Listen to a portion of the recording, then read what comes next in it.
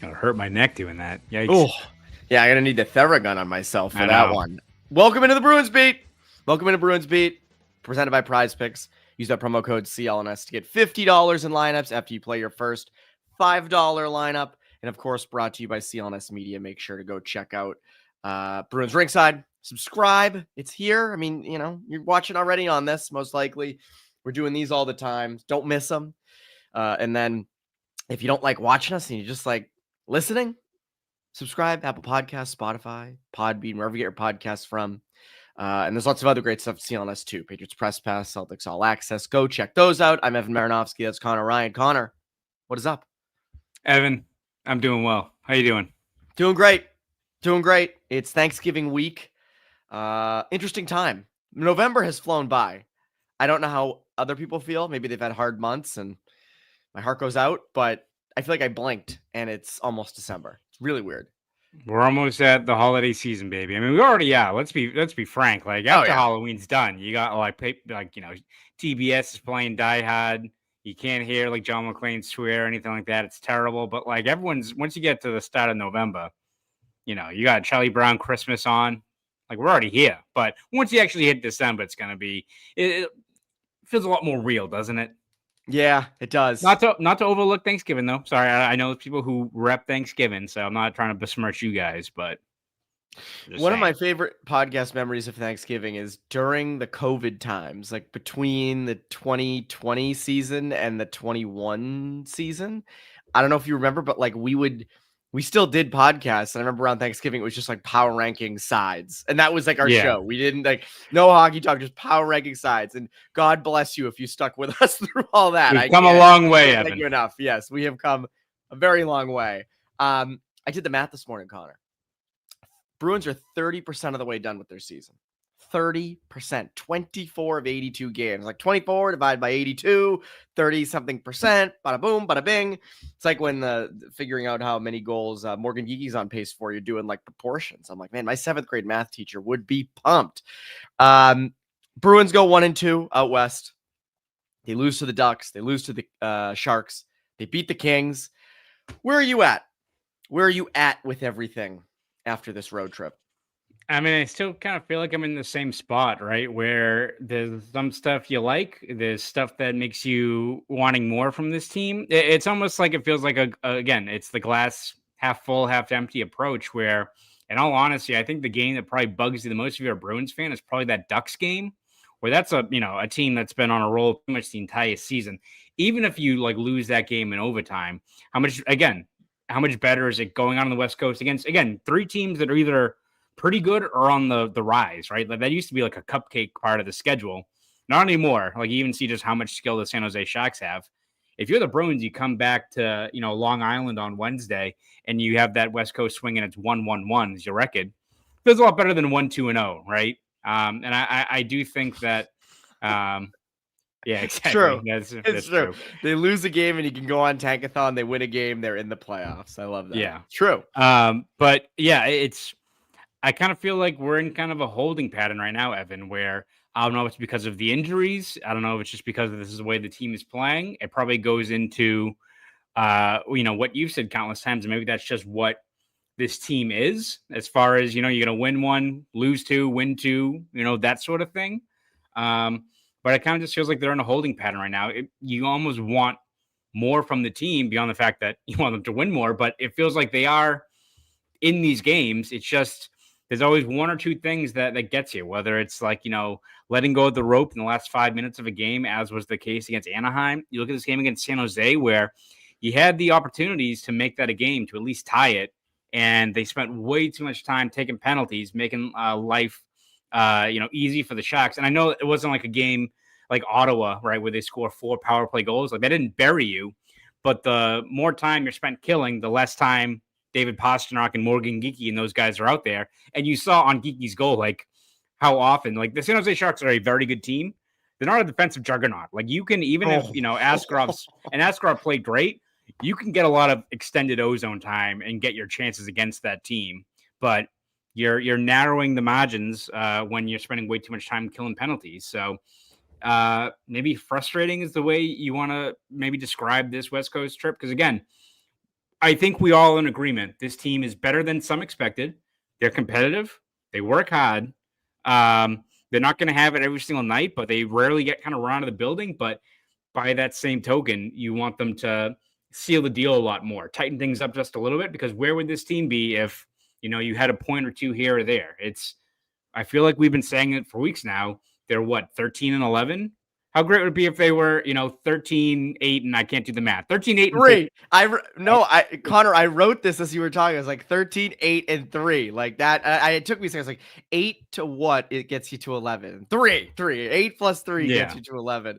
I agree. That's like, you would feel with those 3 extra points, you would feel that much better. I mean, we talked about this end of last week. Bruins are tied for 3rd in the league with most regulation losses, but they have 13 wins. They're, I think, right outside the playoff spot right now, but they're within a point or two. Like someone said, that's going to change. That's going to change ago. every day, like the way everyone's stacked up together. So outside of the Hurricanes, it's like your margin of error is not much. Everybody's right around the same area, and that's why I don't feel that much different after this trip.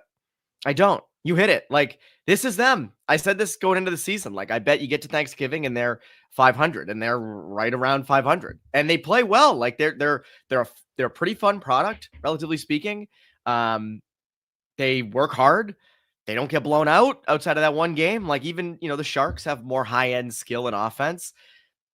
You went to work on them a couple times. You mentioned the Geekie goal. I mean, that was like a 1.5, 2 minute long sequence. That was domination. That was filthy. And so again, like that's, Sturm putting those 3 together and it all working out. But, moreover, like a nice win in LA, that's like, I'll take that. You'd like to come out with at least an overtime loss point against the Ducks. And then, San Jose, the offense sort of dried up and you were forced to kill penalties. I do wonder offensively, like these last 2 games, you have, 2 regulation goals across both games. There's not a lot of proven offense on this Bruins team. I do wonder if that starts to catch up to them, where like Geekie and Pastrnak are the only guys producing. You have guys like Middlestat and Arvidsson out of the lineup. You have guys like Alex Steves. I know Blumel wasn't in on Sunday night, but he's been up in the top 6 a little bit. I do wonder if offensively they start to regress a little bit and it starts to catch up to them. Yeah, I mean, I think that's inevitable, right? I mean, what, they have 6 goals on this West Coast trip, and 5 of them were from Morgan Geekie, right? Is it something like that? So we'll get into more Geekie in a second. We'll turn positive a bit, but no, I mean, I think it's to be expected that, to what I said last week, you weren't projecting, Mikey Eyssimont and Fraser Minton and Tanner Jeannot and all these guys to have 45 points. That would be great if that happened. Like, you can't expect that. I think you kind of take the extra scoring punch you get from like that third line or anyone else like that as kind of icing on the cake, but it's a dangerous game to just assume that they're going to keep on scoring at the rate they were at the start of the season. It's kind of the same thing with the PK. The PK has been awesome. You're playing with fire in terms of taking all these penalties, just assuming that, another 5-on-3, well, they'll be fine. One of these hits is going to bite you in the ass and the team's going to score 2 goals against you, right? Like that's going to happen. And so, yeah, the way the team is built, it's not realistic, nor is it, feasible. Should the Bruins look at this group and expect to have, be a top 10 team in scoring like they were for the first 6-7 weeks of the year? A lot of it's going to come down to, your big guns continuing to keep you afloat, which generally they've been doing. You're going to need your power play to cash in, which they've hit a little bit of a low recently, but still they're, a top 10 group. I want to say still, at the very least, a top 15. They're still playing at a very high level. That enough should be able to keep you competitive, but that also means by doing that, and if you're not going to have as much secondary scoring, it means your defense is going to have to tighten up. And that's where the issue is, right? Because until Charlie McAvoy is back out there, which I think you have to be waiting a little bit, it's going to be a lot of putting out some fires and a lot of, I think, heavy lifting for Jeremy Swayman and Korpisalo down the stretch here, because the defense is going to be a bit of a roller coaster, I think, when McAvoy is sidelined like this. And I saw the photo of him on his wife's Instagram story. And now I'm no doctor, Connor. I don't expect he'll be back anytime soon. Yeah, that looks really bad. Yeah. And I wish him the absolute best, because that is awful to deal with and go through. Penalty wise, As King Shaman says, Bruins are number 1 in minors with 110. The number 2 team has 88. Pretty incredible. You saw it again against the Sharks. And against a team like the Sharks, who are fast, who are skilled, I'm not surprised that you got some tripping penalties in there. I'm not surprised that you got some penalties, hooking or tripping the guy on the way by you. Like that was really evident on Sunday. And I think it just kind of hits it like they're a slow team. And they're also a really physical team. Like they've played to that P&V identity. But what's going to come with that is penalties. And I think that's what you've seen. They have to curb it for sure. But I think given that they're slower and they're more physical, this is kind of what happens. Yeah, I mean, I think you can expect them to be like top 5 in the league, just the way they play and the fact they have the most fleet-footed team out there. But to the previous comment, like 110 minors compared to 88 for the second team, like it shouldn't be that pretty incredible. No, and I think that's where, again, this is a team that they keep on saying they gotta tighten things up there in terms of limiting how many times they're sent to the box, but they've been buoyed by the fact that they've had an elite PK this whole year, but it's just you can't operate that assumption, right? It's like the Patriots where the defense has been pretty good this year, but they always give up a touchdown or a score on the first drive. Oh, they keep on winning, so we'll correct that. What's going to happen is they're going to play in a playoff game and Patrick Mahomes is going to smoke them on the first drive and they're going to have their head spinning and it's going to come back and bite you in the ass, right? Like you can take a lot of penalties and you can, not get really burned for it until it's too late, until you play against a Colorado or a Tampa Bay or one of these elite power play units. And they're going to bury you. And it's going to be one of those games where we're going to be on a live stream afterwards, be like, this feels like the 24-25 Bruins where they lose, 5-1 and it's not competitive. And it's because you're taking too many penalties. So, it's to be expected. They're going to take some penalties. They're going to be a physical team. Yeah, that's kind of the identity they have to adhere to. But there's a line, right, as far as how many times you're taking these infractions and limiting how much time you're having your big guns like Pastrnak and Geekie out there. Again, you're not expecting the secondary scoring to keep up the way it has the first month and a half, 2 months of the season. So in order to narrow that margin, you need to have your top scorers out there. Not going to be the case if David Pastrnak, Moore, and Geekie are stable to the bench during shorthanded situations. No, that doesn't help. I like Adrian's comparison to the Red Sox. If they didn't commit so many stupid errors, this team standing would be so much better off. It's true. That's like Connor, as you said, with giving up first drive touchdowns, Red Sox stupid errors, Bruins bunch of penalties. It's the same thing. It's like, man, imagine if you just didn't, if you could only take 3 penalties instead of 6, imagine where you would be. They've had 7 5-on-3s against this year. As you say, Shaz Diet, no bueno on that. I want to turn to a more positive thing. Morgan Geekie is absolutely on a freaking tear. But first, before we dive into that, this episode's brought to you by Prize Picks. You and I make decisions every day, but on Prize Picks, being right can get you paid. Don't miss any of the excitement this season on Prize Picks, where it's good to be right. Prize Picks is simple to play. Just pick more or less on 2 to 6 player stat projections, and if you get your picks right, you can cash in. Prize Picks invented the flex play, which means you can still cash out if your lineup isn't perfect. You can double your money, even if one of your picks doesn't hit. I keep saying it. Morgan Geekie, more than 0.5 goals. David Pastrnak, more than 1.5 points. You would be doing very well if you continued to listen to me. Download the app today and use code CLNS to get $50 in lineups after you play your first $5 lineup. That's code CLNS to get $50 in lineups after you play your first $5 lineup. Prize Picks. It's good to be right. Connor, you're more into this than I am. Aiden likes hockey. Imagine if the Celtics could hold a 15-point lead.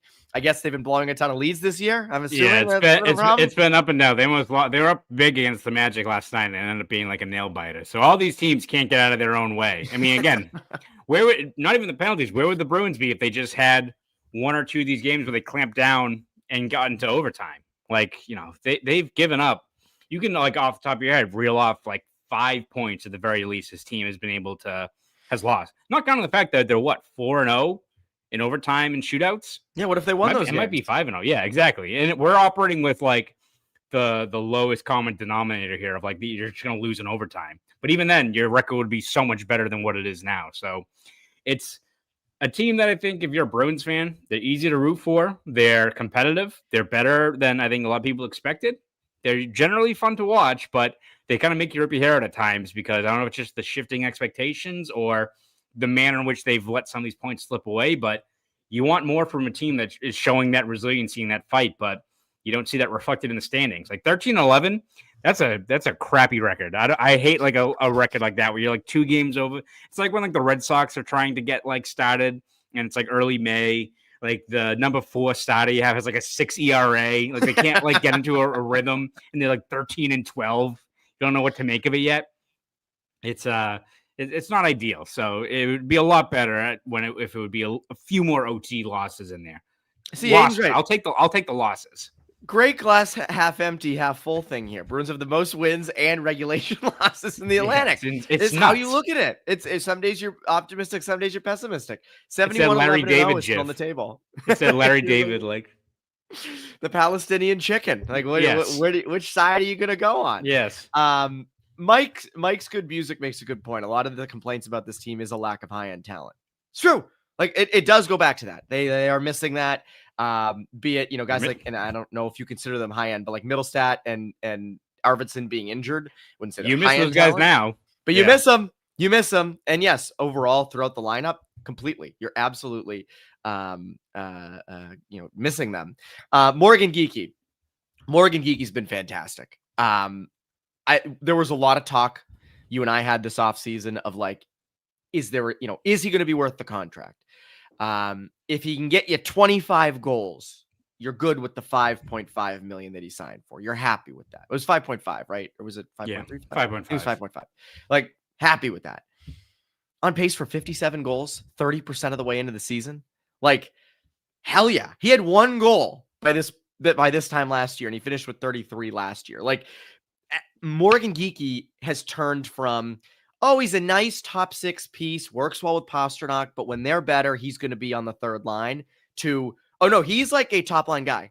That's a top line right, or that's a top line wing in the NHL, who can play on the top power play, who can play with David Pastrnak consistently, who can score from anywhere, who's phenomenal at getting to high danger areas and finding soft spots in good defenses on the interior, like can score from anywhere. He's turned into a legit guy. And I know you and Ty were talking about this on Friday. One hell of a contract too. Yeah, you go from like the Marchand contract, which for years was one of the best bargain deals, and then you even had like the Pastrnak contract before that, where he's making what 6.6 million or whatever it is. You've long had one of the better contracts in the league. Like I know the McKinnon one before his new contract was up there as well. But now you might have another one here in Geekie, who even if he's not a consistent 50 goal scorer, which is wild we're saying that, even if he's not a 40 goal scorer, if he is a 25 to 35 guy every year, and he's we said it on the show yesterday, if he is the Carter Verhaeghe you have on your team, right? Like a guy that's kind of found money, you put him in a spot, he thrives, and he is a top 6 stalwart for a team. Not your best player, but a guy that absolutely can make an impact, and he's making $5.5 million, especially with the cap skyrocketing like it is. That's a huge plus. And I saw one of the comments here about like, does this make you look at the team differently of like a rebuild to a retool? It doesn't change the entire complexion, but as far as when you look at, maybe where this team was 2 years ago, and if we were projecting what the depth chart was going to be in 2027, let's say, like, all right, you got Pastrnak, you got McAvoy, you got Swayman. Yikes, we got a lot of work to do.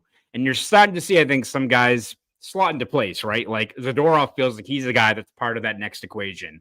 Geekie now. And we talked on yesterday, how long were the Bruins like looking for another like top 6 winger during like the final years of the Bergeron Krejci era?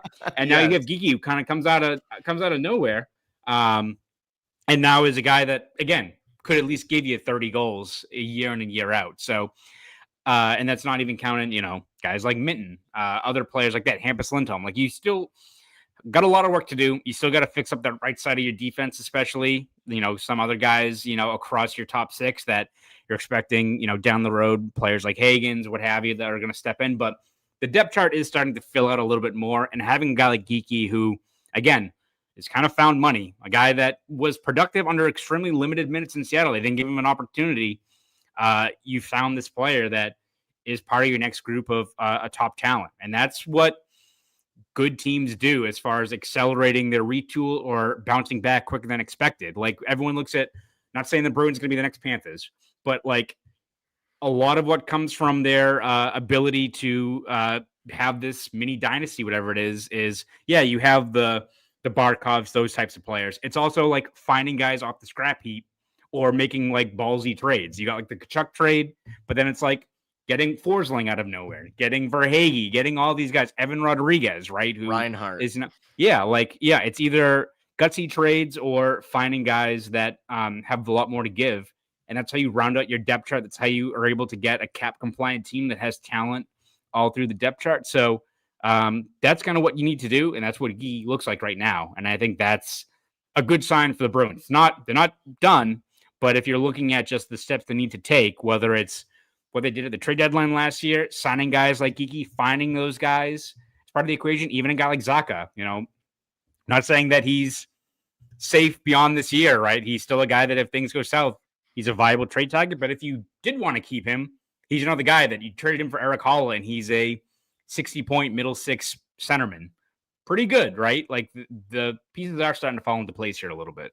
Completely. And that, like, to Cameron's question about does this turn a rebuild into a retool? They never publicly said rebuild. There were a lot of times this offseason, and especially in that first couple weeks of the season, where I was like, oh, this is a rebuild. Like, they're going to be in this for a couple of years. I think it's become increasingly evident that I don't think this is a rebuild. I do think it's a retool.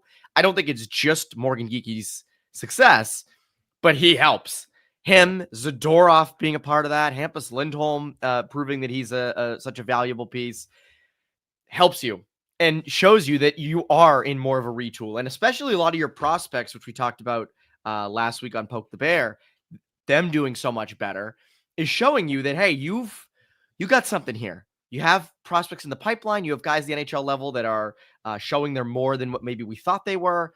So yeah, you're not a rebuilding team. You're retooling, which allows you to compete for the playoffs this year and next year. And it gets into sort of what the next moves are, what they should do next. Harrison asks an interesting question here. With current new center pipeline, maybe we're jumping all over the map here, but this is an interesting question. With current new center pipeline, does this mean Matt Patra is trade bait? I'd caution people a couple things on Patra. Number one, he does work when he's up at the NHL level here. So, like, there is that. I know he's had a very slow start to the season in the AHL. He's still very young. I'd also say you don't want to trade a guy when his value's low like that. Now, the Bruins have had quite a few prospects, Lysell, Merkulov, who, their value was low. We talked about trading them and said, oh, don't. You want to wait till they get the value higher, see what they are at the NHL level. And then, a guy like Lysell now who really isn't worth a heck of a lot. So you don't want to repeat that with Patra, and especially with centers you have that you've drafted in the last year or two, guys like Fraser Mitten that have come in. You've guys like Chris Pelosi, who seemed like he could end up being a guy for them down the road. He's having 15 points in 14 games for Quinnipiac, 9 goals. He's been fantastic. I still want to see more what Patra is, but if Patra helps get you a legit core piece and he's a piece that could go in that trade, I would be open to that. I would do that. If it's just to trade Patra, I'm against that. Yeah, I wouldn't do it for that. Again, I don't know what his value is. Is it part of like a package, right? Like, let's just spitball and like say the guy we always talk about, like Rasmus Anderson, and it's Florida's first, Patra, and like a third round, like a fourth round pick or something like that. That's probably inaccurate, but for the sake of the argument, maybe that's what has to be done. And it's what Ty and I talked about this yesterday, where we look at there's like next wave of talent coming through. You have kind of these holdover prospects that you're kind of waiting to see if they break out, whether it's the Lysells, the Patras, and all those guys that, not to say that they become expendable, because also we don't know is James Hagen's going to like be spending time in Providence or not, right? Like, but you at least are having a lot of guys in the college ranks, a lot of guys added to the system that could be going pro in the next couple of years. That I do wonder if there's going to be some turnover here. And again, maybe it is something where you throw in a guy like Lysell or Patra as part of a package. Again, I don't trade him for the sake of doing it, but I do wonder if maybe he's just more expendable than a situation like that. So yeah, like again, so if it's like Patra and like a first and something else to get Anderson, like I would do that, knowing that you got like Hagens and those guys on the way. I just wouldn't do it of like you get to the trade deadline and it's Poitras for like a 4th round pick. Like no, like you're not doing that. No, thanks. Because again, I could see Matt Poitras going somewhere and having a lot of success. Because I do think he's smart enough to be a good NHL player. It just comes down to, is he physical enough? Is he smart enough in terms of not getting himself hit? I think that's something that people and he could be like a 3C, I think, at the NHL level, like a playmaking, like offense centered third line center, which maybe he could do that in like Calgary, right? If we're now just beckoning that he's going to go in an Anderson trade, but like he wouldn't be that here, right? Where he's not going to probably be a top 6 guy, at least until he takes a big step forward. And Fraser Minton is your third line center here. So that's also the conundrum, right? Like, are you expecting Poitras to be like a legit top 6 centerman in the league? Like, that's where it's kind of a tough spot for him to be in. If he goes on a run here with Providence, maybe that changes the approach. But for right now, it does kind of feel like it's the square peg in a round hole as far as where is his easiest path towards being up at the NHL and making an impact with the Bruins. 100%. This comment, by the way, is going to take up the whole screen, so I don't want to leave it up for too long from Jesse. I'll read it. What's truly concerning for me is that it's not far-fetched to say that there will be a 70% roster turnover by the end of this season, either via trade or contractually. If you're going to go through the turbulence of an inconsistent season, might as well do it while developing and seeing what you have in your homegrown talent and congest the roster with reclamation projects or bodies who are not part of the future fabric. Yeah, I mean, I don't think that's insane to think. And it's interesting here, like Octolax brings up, why are people so interested in buying? This team is not good enough. I don't know. Like I'm not saying that they should buy. I wonder, like, do you sell Arvidsson? If you continue at this rate, if you're 13-11 and you generate that throughout the year, like what are you? What do you do at the deadline? And I know it's November, but like we are at the Thanksgiving break here or close to it, where I think this is kind of what they are. So I do wonder like what you do next. Yeah, I think it's to what we've said. It's going to have to be a fluid situation of where this team's at once you get to February, right? If the injuries are too much to overcome and more guys get banged up or the defense is a disaster and you're falling out of the playoff picture, then yeah, I think the Bruins are like, all right, we like where the team's at. We're on the way towards getting out through this retool, but we can really accelerate it again by trading Zacha or Middlestat or an Arvidsson peak, right? Like, I don't think you'd have Bruins fans who would fault you if that's where the team is at. If the team is exceeding expectations and they do go on a run and all of a sudden they're 3rd in the Atlantic by the time they get to February and you have a chance to get, a guy like Anderson, I don't think the Bruins, regardless of where they're going to be this year, if they are a playoff team, I don't think you're trading for a rental, right? It's like the Lindholm deal. It's finding guys that are part of that next group if the deal can be made there. That's what, I don't think you're getting you're not trading for Alex Tuck and letting him hit free agency, right? Like that's what it would be. Do not do that. Please don't do that. You can trade for Alex Tuck and then sign him to a contract if you want to. He's going to be like 30. So, but that's, again, we'll go through those discussions of trade targets if they're actually a legitimate, not contender, but a playoff team. And I think it's only if you get those guys that are part of that next core moving forward. But if they're treading water and they're, 28-25, like, what do you do then? That's where it gets tough, right? And so you could 28-25-0. No exactly, loser play. Exactly. No overtime losses, nothing. Yeah. So I do think that's where it gets tough, right? Because you could easily sell off guys and again accelerate your retool, get another really good package for especially someone like Zacha. But also if your team's 2 points out of the playoff picture and they're working their ass off, right? And like they're buying into Stern, but then you trade Zacha, what does that do for the room, right? Where it feels like they're stacking something, right? So there's a lot that has to be determined here as far as what the Bruins do. It's almost like the two paths of them either bottoming out or exceeding expectations make it easier for Sweeney. It's when they are 28-25-0. That's when it gets tough as to what the actual next step is going to be for this team.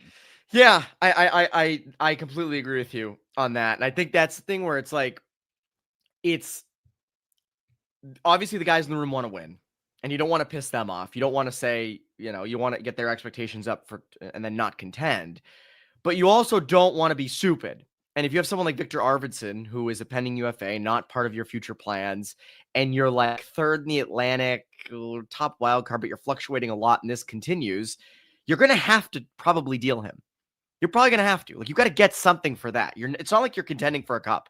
Like, you will have to get something for him. Middlestat's you don't have to do it with Middlestat yet. You don't have to do it with Pavel Zacha. They have years left on their deal. So it's like, that doesn't need to be done right now.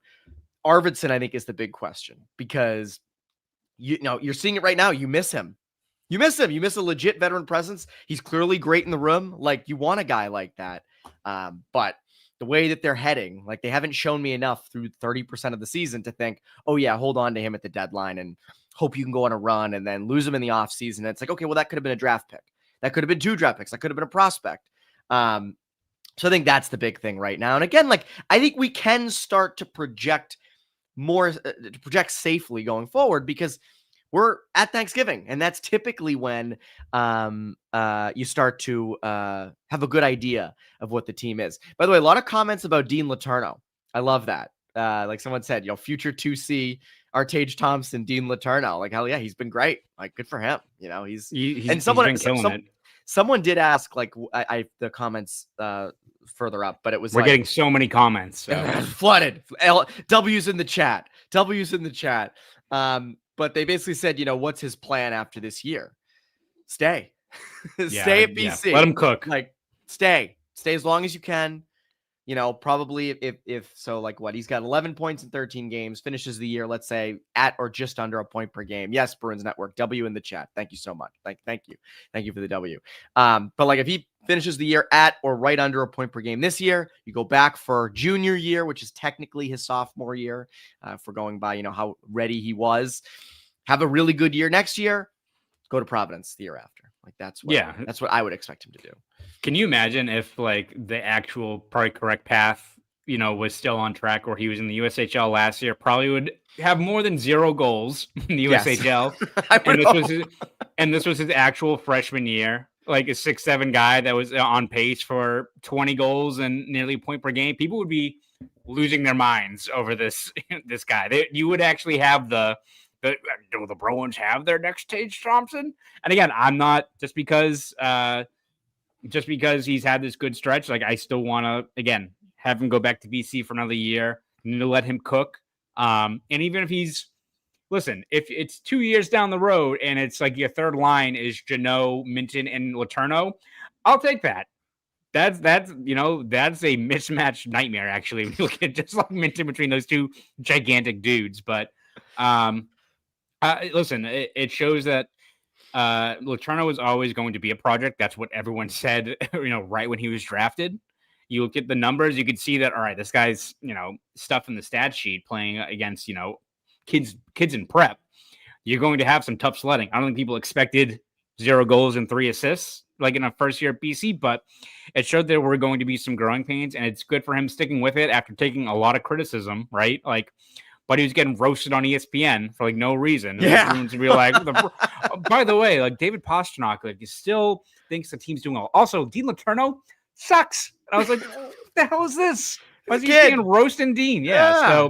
So good on him for sticking with it. And again, if he ends up being a middle 6 wing that gives you 20 and 20, that's good for a first round pick, if you ask me. So I think it's just good that seems to be finding his footing there at BC this year. Yeah, Zellers, Hagens, Letourneau, not this year. This year, but hopefully future years. That seems like a fun line. I think people will really like that. Friendly reminder, make sure to subscribe to Bruins Ringside on YouTube. We're doing these all the time now. You and Ty did it on Sunday, which was a great episode. Lead in for the Patriots. Yeah, that's right. It was a great pregame show for the Pats. Make sure to go subscribe. And then, of course, if you don't like watching us, you just like listening.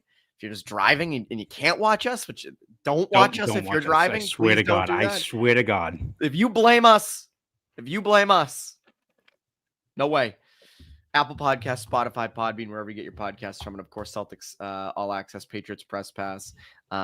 They have lots of stuff going on right now. Connor, you are on your way to Long Island, right? You have a flight today to go to. I'm heading down to I will be at the game on Wednesday, covering it for the Globe. So I've covered every step of the way there. I'll be at practice tomorrow. See who's who's maybe back out there, and any new line combinations. But anything Bruins related, you can read my stuff over at boston.com and the Boston Globe. Please subscribe both of those two sites. I really appreciate it. Go do that. Go do that. Jack D says no driving and commenting. By the way, Hank, we are just glad your mic worked today. We still have time for it. We still have time for this to fuck up, Evan. So, well, you know what? People don't realize I'm on my personal laptop.